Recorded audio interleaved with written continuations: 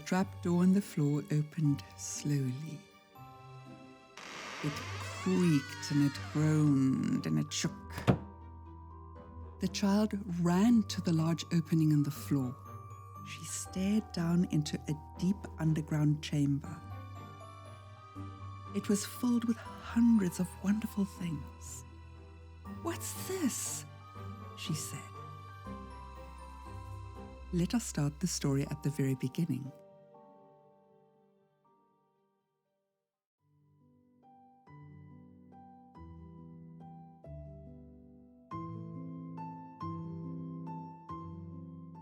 Carmen was born invisible, and in her case, invisibility, such a good thing. She was born on a Monday morning as child number 5 of 9 children of the famous Lombardi family in Italy. The Lombardi family was genetically superior. All the lucky children born into this bloodline very soon showed traits and talents of Michelangelo, Leonardo da Vinci, Donatello, Galileo, Botticelli, Vivaldi, Dante, Mussolini, Raphael, Verdi, Marco Polo, Puccini, and so on. Since the 1500s, every generation brought at least one genius.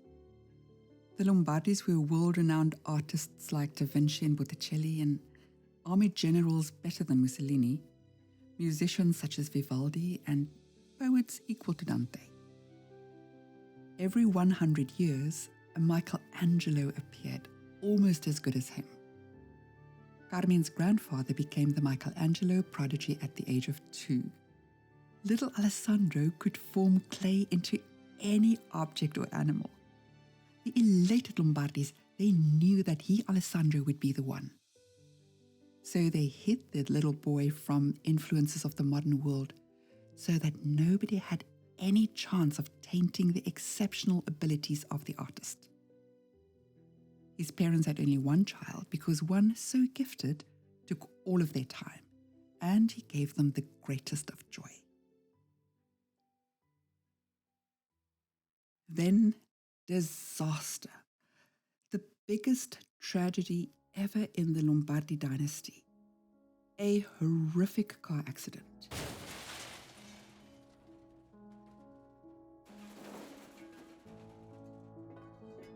Ten-year-old Alessandro lost his right arm and his right eye. That meant the end of a Michelangelo. His parents compensated. World-famous tutors and mentors and specialists in every field came to enrich the boy's life. By 18, Alessandro fluently spoke 8 languages. He played piano with his left hand, and he finished his first master's degree. He painted, wrote beautiful poetry, composed music, and his parents firmly said, "Oh, the loss of an eye and an arm and of potentially being a Michelangelo? Oh, it did not bother Alessandro at all." They said he was a cheerful young man with a zest for life, and he had many friends and he thrived. Nobody asked him. They assumed and they decided that he was happy.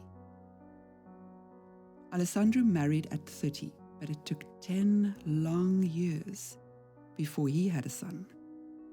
Just when desperation set in to conceive another Lombardi, oh joy, Leonardo. Everybody immediately asked, what will he be? Another Michelangelo, or a painter, or a poet, or a musician? By 2, little Leonardo showed no special ability of any kind. None. Alessandro smiled and he gave his son another 2 years. But still nothing. Up to now, all Lombardi children became child prodigies without any effort whatsoever.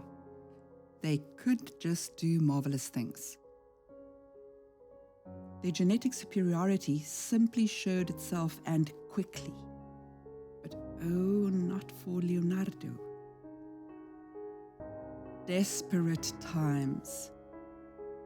Tutors came, to no avail. Little Leonardo was average.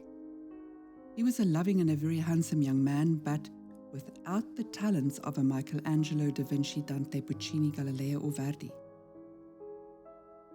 Oh, the embarrassment for the young man. Just imagine being the first Lombardi since the 1500s who could not master anything. Did superior genetics skip a generation? So Leonardo, poor Leonardo, he married at 20 and he made a solemn vow to his father that he, Leonardo, would produce more than one superior child. Alessandro adored his talentless son and he said, "Maybe it's just the end of an era. You don't have to." "No," Leonardo said. "My children will be true Lombardis. They will, and they will make you proud."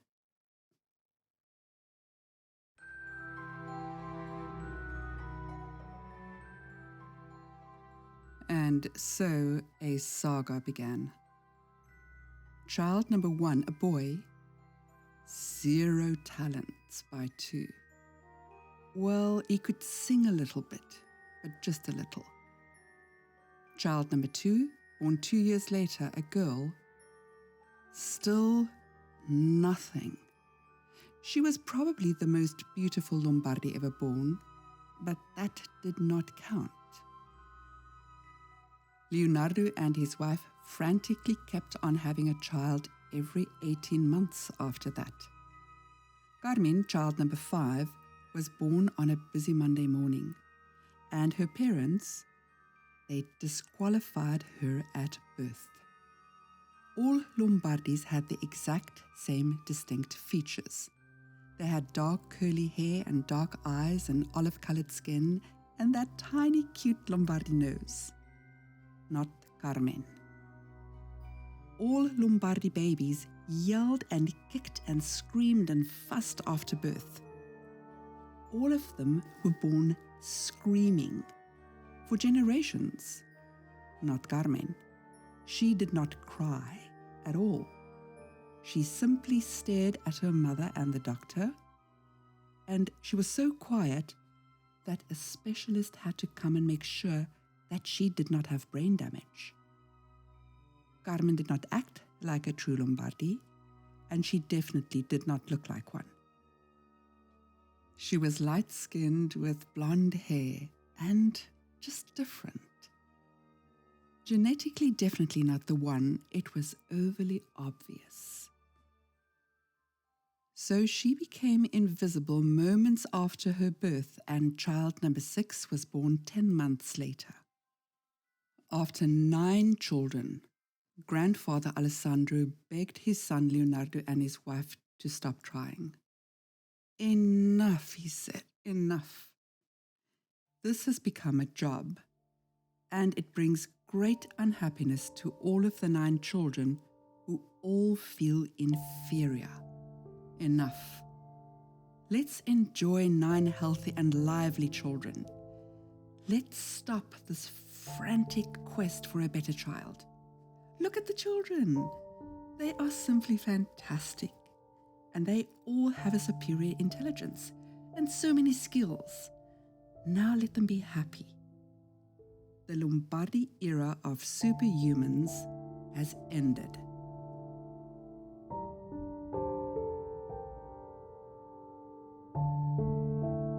So they stopped after child number 9. The tutors and the teachers stayed. All of the children spoke at least 2 languages. They could paint and sing and sculpture and play a few musical instruments. Every child had his or her own nanny, and all tutoring sessions were one-on-one. Some excelled in painting or mathematics or dancing. Others at swimming, horseback riding, macroeconomics. Some of them were brilliant at gymnastics or poetry or chemistry. The Lombardi household was a well-oiled machine of education in every genre for 8 children. Yes, 8 children. Because remember Carmen, number 5? Well, Carmen remained invisible. Yes, she had a nanny, but she had no tutors. It's very easy to lose a child if you have 8 others. She was a sweet little thing. But on a scale out of 9 children, she officially ranked last. Carmen did not really speak. She could, she just didn't. Nobody paid any attention to her. But they loved her, of course they did. She got hugs and kisses, and her siblings played with her, and she ate well, slept well, and as a young girl, she always got carried around by someone. Being invisible in that house filled with tutoring and developing skills on all levels, oh, that had great advantages. Carmen was free. She was free of all the pressures because somehow she had mastered the art to vanish. Nobody noticed. Carmen would slip into the private tutoring sessions and lessons of her siblings. She sat and she stared. When she got bored, she left. She would take an empty canvas and some paint, and she would vanish. She would gather good sculpturing clay and, yes, vanish. She took a piece of marble and a chisel, and yes, she vanished. She vanished for days. She took sheet music and the Russian dictionary and just disappeared. She constantly stared, completely mesmerized by everything, by her eldest brother's math lessons, by history lessons about Mussolini, lessons about Rossini. She stared and listened at endless Dante poetry. And then she walked away with 3 books on Leonardo da Vinci. Nobody knew that Carmen attended every language lesson given. So why did nobody ever care about what Carmen did? Nobody cared because Carmen never produced anything. Not a single painting or a poem or a piece of music, nothing. So she stayed invisible.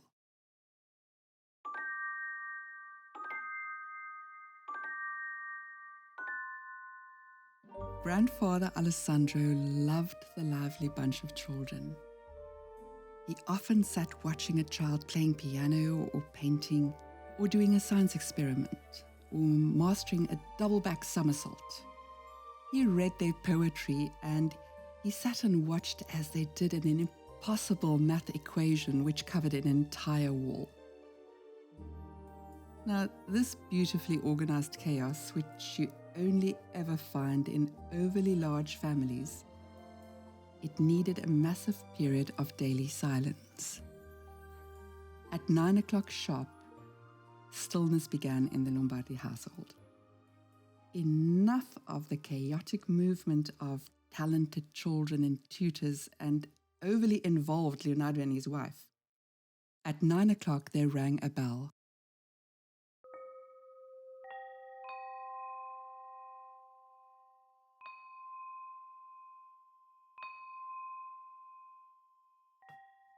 After that, the most glorious silence settled in the ancient Lombardi villa and surrounding fields. Silence, rest, quiet. Grandfather Alessandro almost ran to the white music room at 9 p.m. This magnificent space, with a large ceiling dome, was 200 years old. It was built specifically for music, and it was soundproof. Inside was a grand piano, one of the most expensive ones on earth. The floor tiles were white, the walls were white, and in one corner, a single Stradivarius violin stood on a small stage.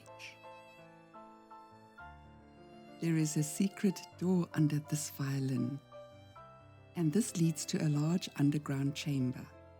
At this moment, only one person knows about the trapdoor in the floor: Alessandro Lombardi.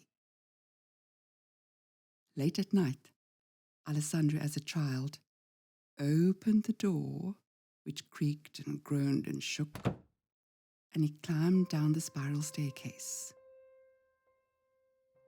At the age of 10, he stopped. The car crash ended his visits to the secret chamber under the white music room. Now late at night, after the bell rings for silence in the Lombardi household, Alessandro comes to the music room for a different reason.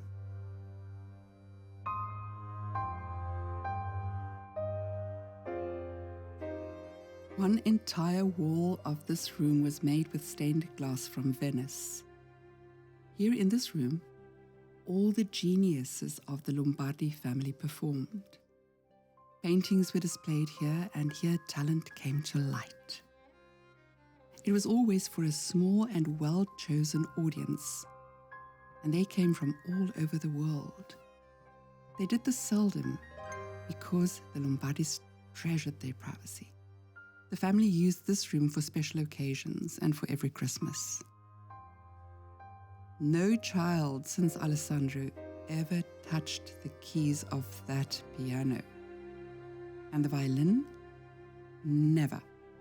Nobody who could not masterfully play the violin ever touched that Stradivarius. But Alessandro still did. With one hand he played the piano and the violin. After his tragic accident, his parents allowed him to do so. But in the music room, he actually sang. He also danced here, and he recited poetry in 8 languages. In this white room, he became whole. He was no longer one eye, one arm Alessandro. He thrived here. He thrived as the truly gifted Lombardi, the one who developed all his other talents. But still, the Lombardi who did not cut a miracle out of a piece of marble. His brain knew how to do this, but his body without that vitally important arm and eye just couldn't. So on those nights, when sadness about his tragic accident came like a dark black cloud, Alessandro sang. Oh, and could he sing? Nobody knew that he could. This was his secret. This was his invisible talent. One night, during a harsh winter storm, Alessandro felt that dark sadness cloud crawling into his soul. It was after 11. He went to the music room and he lit 2 massive antique oil lamps. He started a soundtrack. He heard the music grow bigger in the dome above him. And then he sang. He sang viciously from that silent storm inside of him. Alessandro Lombardi knew that he could have been a Michelangelo. He sang again and again and again and again until peace settled in his inner being. He sang softer and gentler, almost to a whisper. And then the Stradivarius played. Alessandro did not want to look. Only one person had played like this, his grandfather. Fear gripped his heart. Was he dying? Did the ghost of his grandfather arrive to take him out of the land of the living? No, he did not believe in ghosts. So then, was he going insane? His brain was leaving? So soon? No, at 71, that was too soon. Alessandro stopped singing. The Stradivarius stopped. He sang, the violin played. He turned, blinked. On the tiny stage, somebody held the violin. A child. Yes, a girl. Stunned, Alessandro did what genetically superior people do. He turned away again and he sang ever so softly. The violin played majestically. He listened. Oh, joy! Somebody could play. Play at that level of greatness that this instrument deserved. He stopped and he walked to the child. She lowered the violin. Her lip trembled. Her eyes widened. Alessandro loved all his grandchildren, and this child looked familiar, but to his greatest shame, he had to ask, "What's your name?" "Carmen," she whispered, eyes wide. "How old are you?" 9.5. Right then, Alessandro saw himself in this child. He knew that this little girl was capable of many a thing. So he immediately asked, "What else can you do?"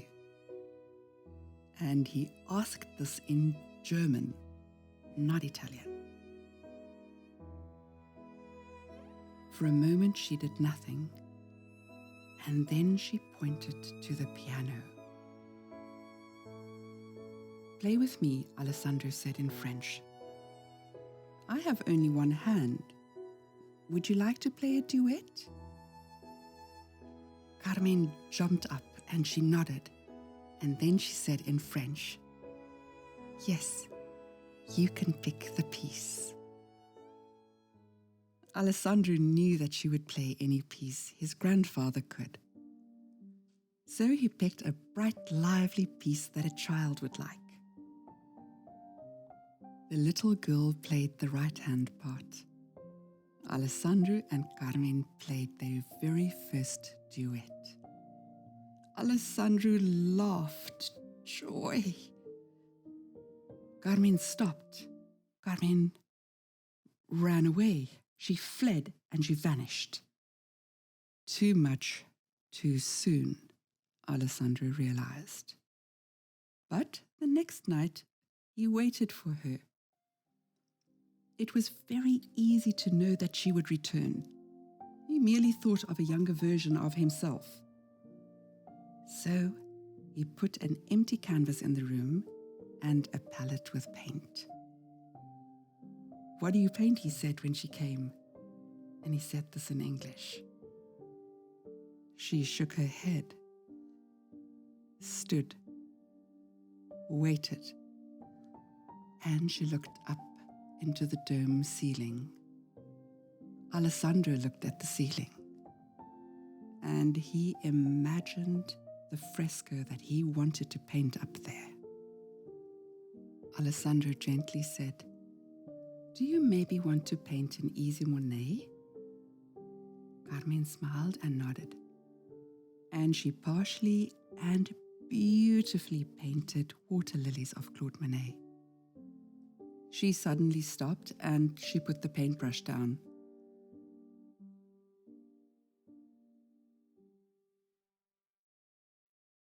Then she took out a stack of sheet music. It was filled with a little symphony for 6 instruments. "Can I have it?" Alessandro said in Spanish. "No," Carmen said. "Nobody is allowed to see it. Only you. And you can't tell anybody what I can do." This was the longest sentence she had ever said. "Why not?" Alessandro said. "I'm invisible," she said, and she spoke in fluent Spanish with an accent from Barcelona. "I'm invisible and I want to stay that way." Alessandro smiled and he nodded. He liked the child. And then she said, "But we can play the first page. You can play the piano and I'll play the violin." Alessandro rushed to the piano with pages 1 and 2 of Carmen's composition. "Ready," he said in Italian. "I'm ready." She then ran to the violin and carefully picked it up.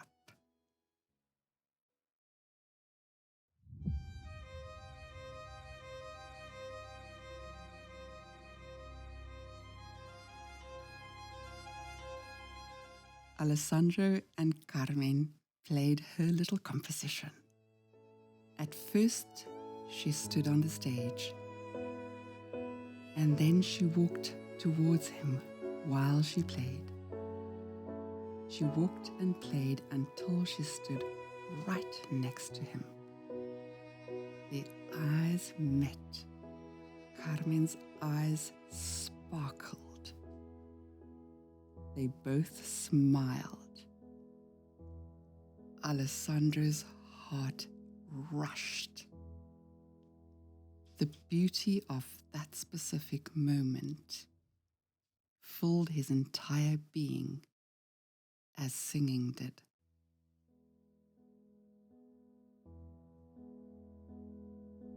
On night 3, Alessandro said, "Do you dance?" He said this in Russian. She nodded. "Okay, tonight is a night for Russian ballet then." Carmen smiled. "I have the music in my head." She said this with the confidence of a 9.5-year-old. "I have the music in my head." She answered him in a Russian accent from Moscow. Alessandro marveled at her language abilities. Then Carmen danced. Oh, when she danced on the white floor with the Venetian glass glimmering in the low lamplight, you could write a majestic symphony from the movements, with a gentle, playful violin, a soft, sad cello, a running piano, and then, with a rejoicing, jubilant song, the song of a human seen for the very first time.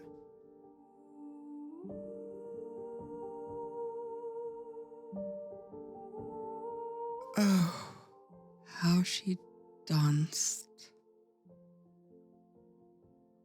Alessandro had never seen anything like this before. Carmen danced. Alessandro watched.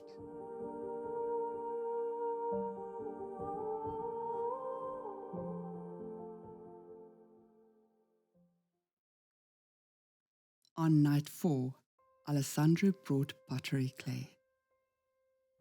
He hid this from Carmen. The child skipped into the room. "What do you want me to do next?" she said in Dutch. She giggled and she winked because this time she had picked the language. Alessandro laughed. "Do you sing?" he said in Dutch. "Not tonight," she said. Alessandro picked up the clay and brought it to the child. "Do you..." He spoke softly in Italian. His left hand shook.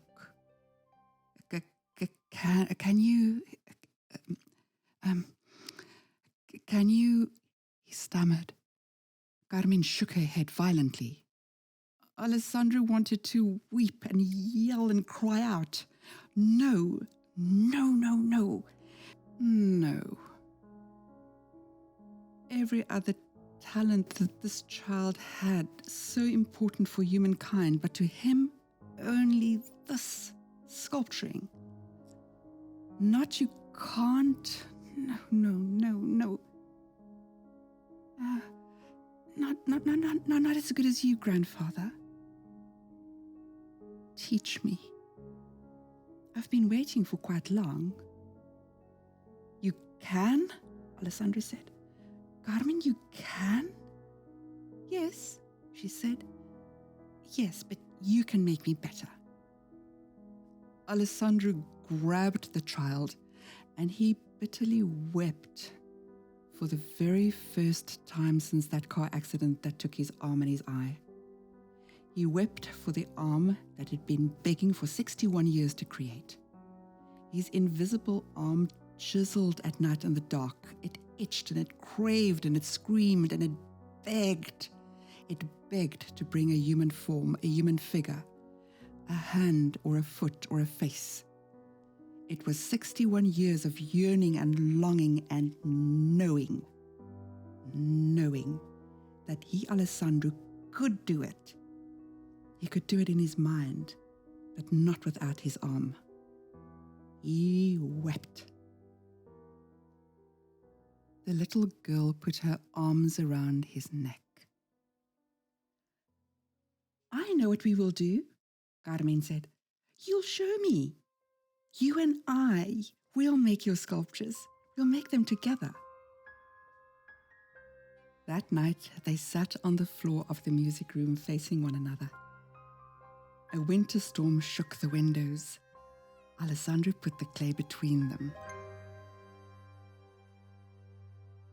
Carmen took a tiny piece of the clay and she made a face profile of Alessandro. She hesitated, pulled back, froze, stopped, struggled, and finally she made only half of his face. The other half was hidden in the clay. Why didn't you finish it? He said. I don't know you yet. Well, ask me anything, get to know me, Alessandro said. Carmen viciously shook her head. No, not with words.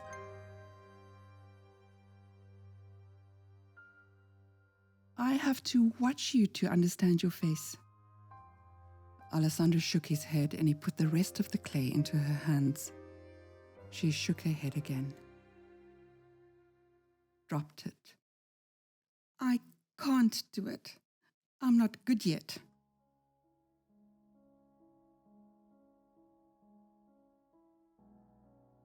Alessandro stared at the child, this little girl, this child who danced as if the wind carried her, she who controlled the Stradivarius, she who wrote a small symphony where cellos and pianos argued,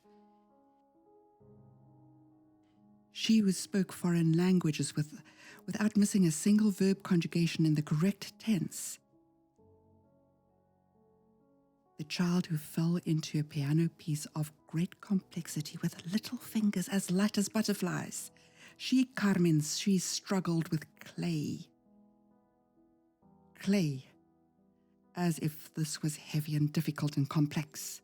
And the reason, him, Alessandro.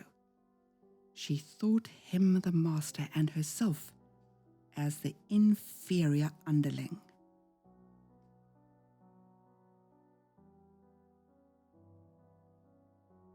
They sat with the clay between them for a long, long time.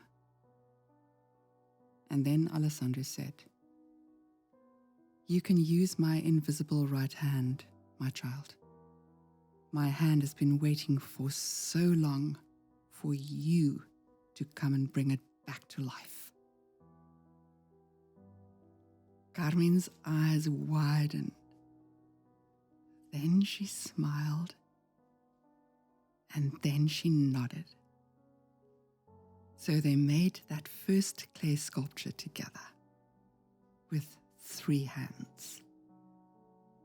Alessandro guided both of Carmen's little hands with his left hand. They moved slowly, and then he talked. Soft hands, right hand and thumb a bit deeper, to the left. Left, push more, stop. His voice and his left hand formed that missing right hand to guide Carmen. That was try number 1. Night after night after night, they worked to perfect this method. And of course they succeeded with clay.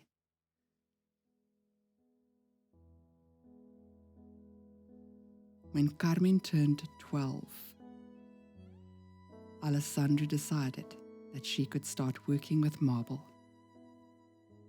Happy birthday, Carmen, Alessandro said on her 12th birthday after midnight.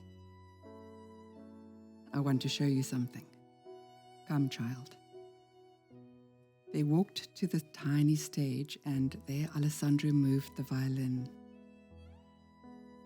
He walked to the stained glass window, and he pressed a blue glass button. It was shaped like a butterfly. The trap door in the floor opened with a squeak and a groan, and it shook slowly. Carmen ran to the open hole and she stared down. "What's this?" she said. Alessandro pressed another glass button on the window. A light went on in the secret chamber. "Climb down the staircase," he said. "There's a large room down there." "Come with me," Carmen said. "Come." "No," Alessandro said, and he shook his head. "I haven't been down there for a very long time." "Why not? How long?" "Since the car accident 61 years ago." They stood at the edge of the hole in the floor, and they waited. "I can't," Alessandro said. "I can't."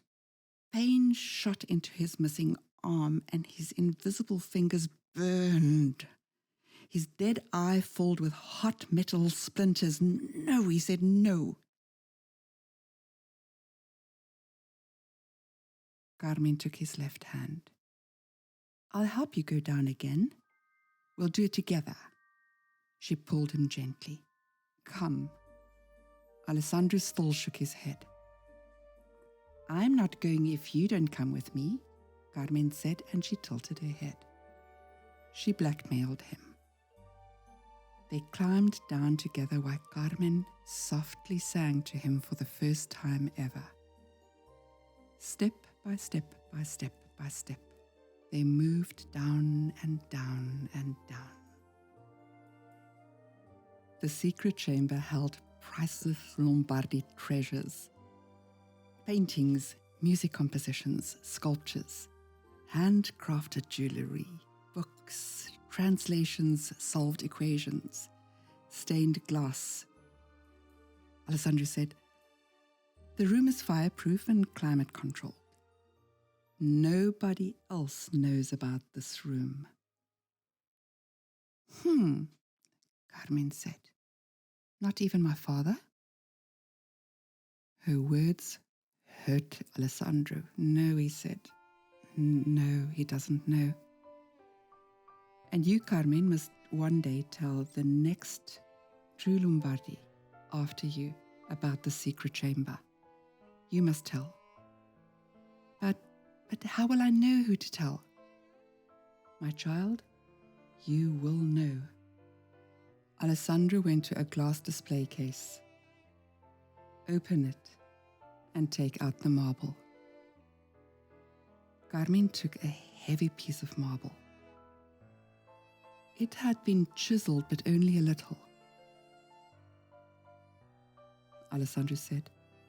I started to work on this 6 months before the accident. My father told me that he kept it down here as a memory. I've never seen it again. Well, Carmen said, now we'll finish it. And she said this firmly. What were you making? What were you making? She said again. A hand. A hand, he said, and he sobbed. They took the marble upstairs and put it onto the white floor. With a marble between them, Alessandro closed his eye and he held Carmen's right hand tightly with his left hand. And then he felt the chisel move. He felt the cold marble, and the chisel moved. Carmen never wanted to stop. She would have worked through nights. But Alessandro did not allow this. The art piece took 2 years to complete because Alessandro insisted that they play a little every night. She danced, he watched. He sang and she listened. He sang and she played the violin while he did. They worked on a painting together, laughing about the paint on their faces. They played piano duets, and they recited poetry, which they had written in 8 languages, and they always challenged one another with bigger words. Alessandro gave her impossible math equations to solve. And then he faked surprise when she did it right. He told her stories every night. Stories. Just regular stories. Stories for little girls with too much talent.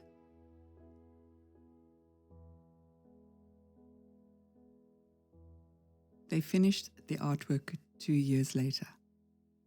Carmen and Alessandro decided that they would keep this sculpture. Carmen, on her own, decided to list the artist as Lombardi. No first name, just Lombardi. Alessandro begged to add Carmen's name. He wanted to give the child the credit that she deserved. She bluntly refused. No first name, and no other information. The sculpture, Alessandro's hand, was excruciatingly beautiful. It contained the pain of a cut-off hand that had been destined to create. It reached and it begged, and it lingered in mid-air. Alessandro showed his son Leonardo the piece of art. I want you to plan an exhibition in the music room, he said. Leonardo came closer. His fingers touched every marble finger. One of my children did this, he said. Yes, Alessandro said. Yes. Leonardo dropped to his knees, tears in his eyes. He sobbed. I told you I would give you a true Lombardi father. Alessandro pulled his son up to face him. Yes, you did. Yes, you did. Thank you for having 9 talented children. Which one is it? Leonardo insisted. All of them, Alessandro said. You are not going to tell me? I have to know. Please. No. Why? Why? I have to know which one. I'm sorry, Alessandro said. But you will never know. The child who did this said no, and that is a final decision.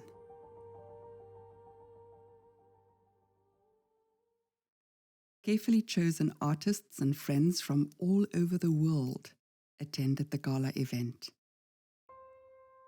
Carmen did not move. Her father, Leonardo, walked towards the art piece and unveiled it. Ladies and gentlemen, I am presenting to you Alessandro's hand, her father said. Leonardo smiled, and then he joined his wife, his 9 children, and Alessandro on the tiny stage for a loud applause and for recognition. He was so proud. After the applause, voices from the audience. Which Lombardi did it? Everybody asked. Museums, TV stations, newspapers, art dealers, the public. Who made it? I did, said Alessandro at the press conference. I did, said Leonardo. Of course it was I. I did, said children number 1, 2, 3, 4, 5, 6, 7, 8, 9. You all worked together? The reporters asked. Yes, the 11 Lombardis said, yes, we did. Yes, they simply all took the credit, as simple as that.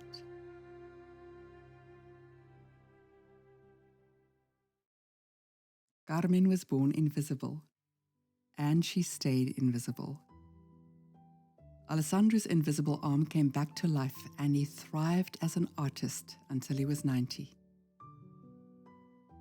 Carmen also thrived as an artist. It was Alessandro that insisted that she spend some time alone. So she kept on vanishing for at least 6 hours a day for the rest of her life. Carmen got married and had twin daughters. The villa now housed almost 30 talented and not at all talented and extremely brilliant Lombardis. They all created under the family name.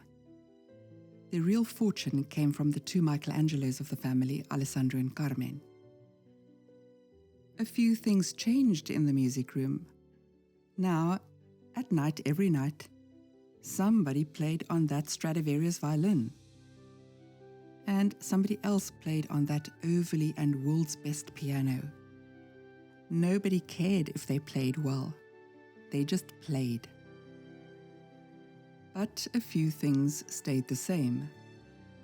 This beautifully organized chaos, only ever found in overly large gifted families, needed and still needed that massive period of silence. At 9 o'clock, the bell rang. The white music room was locked. Silence folded over the Lombardi villa and its extraordinary family.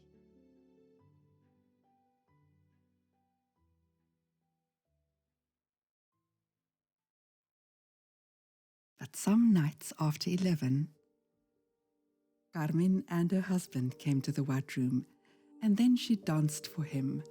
She painted him. She played the violin, the piano. She recited love poems in 10 languages for him, and she giggled. She made a painting of each of their daughters.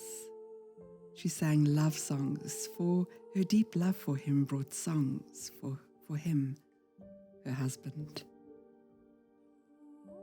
And some nights, she simply made love to him on the white floor of the music room, where she had lost her invisibility to her grandfather, Alessandro.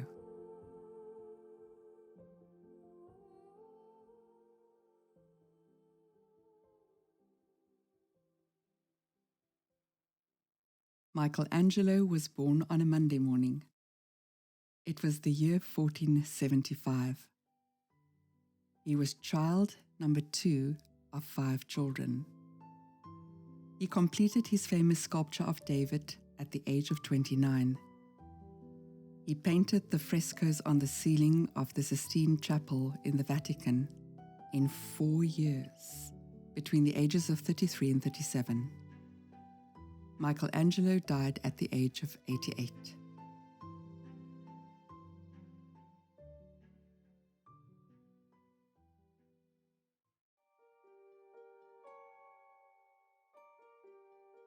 Carmen's twin daughters became child prodigies at the age of 2. Of course they did. Both are mathematicians, and they will radically change the world with quantum computers. Carmen did not tell them about the secret chamber. She left instructions in her will about this.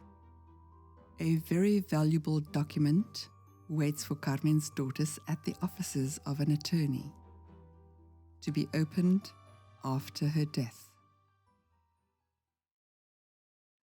Like Michelangelo, Carmen will live until 88. So again the question, was Carmen Lombardi ever as good as Michelangelo? Better. Much better, but in a very, very strange way. 51 years from now, Carmen's daughters will go to the music room. They will find the secret door under the violin. It will open with a groan, a creak, and it will shake. They will go down the staircase into the secret chamber. They will find thousands and thousands of art pieces, all clearly signed Carmen Lombardi. They will find the talent of Michelangelo, Leonardo da Vinci, Donatello, Galileo, Botticelli, Vivaldi, Dante, Mussolini, Raphael, Verdi, and Marco Polo. In the year 2073, Carmen Lombardi will be known as the greatest artist of all times. Carmen was born invisible, and she will stay invisible as an artist until the day her daughters finally open the trapdoor in the floor.